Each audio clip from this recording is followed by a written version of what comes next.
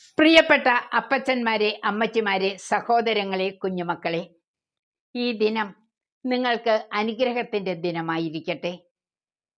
ഇന്ന് നമ്മെ ചിന്തിപ്പിക്കുന്ന വിഷയം വിശുദ്ധ ലൂക്കായുടെ സുവിശേഷം 22-ാം അധ്യായം 42-ാം തിരുവചനമാണ്.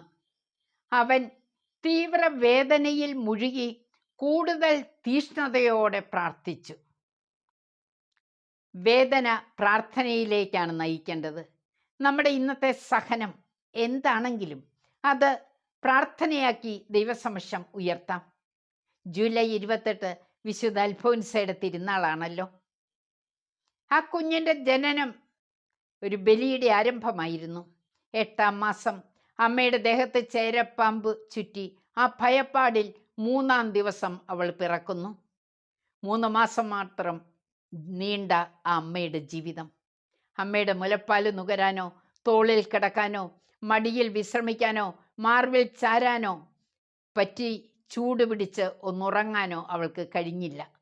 സ്നേഹമുള്ളവരെ, സഹനം കൃപയാക്കി മാറ്റുന്ന ഒരു വിശുദ്ധ.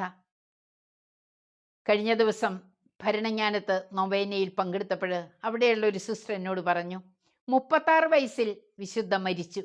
36 പ്രാവശ്യം പിതാവിനും പുത്രനും പരിശുദ്ധാത്മാവിനും സ്തുതി എന്ന പ്രാർത്ഥന 9 ദിവസം പ്രാർത്ഥിച്ചാൽ നിങ്ങൾക്ക് ഏതാഗ്രഹവും സാധിച്ചു തരും. പ്രിയപ്പെട്ടവരെ, വിശുദ്ധ അൽഫോൻസ നമുക്ക് വേണ്ടി മാധ്യസ്ഥം വഹിക്കുന്നു. കൂടുതൽ തീഷ്ണതയോടെ തീവ്രവേദനയിൽ പ്രാർത്ഥിക്കാൻ നമുക്ക് കഴിയട്ടെ എന്ന് ആശംസിക്കുന്നു. ദൈവാനുഗ്രഹം നിങ്ങൾക്കെല്ലാവർക്കും ഉണ്ടാകട്ടെ എന്ന് ആശംസിച്ചുകൊണ്ടും പ്രാർത്ഥനയുടെ ഒരു ദിനമായിരിക്കട്ടെ ഇന്നത്തേത് എന്ന് പ്രാർത്ഥിച്ചുകൊണ്ടും നന്ദിയോടെ നന്ദി.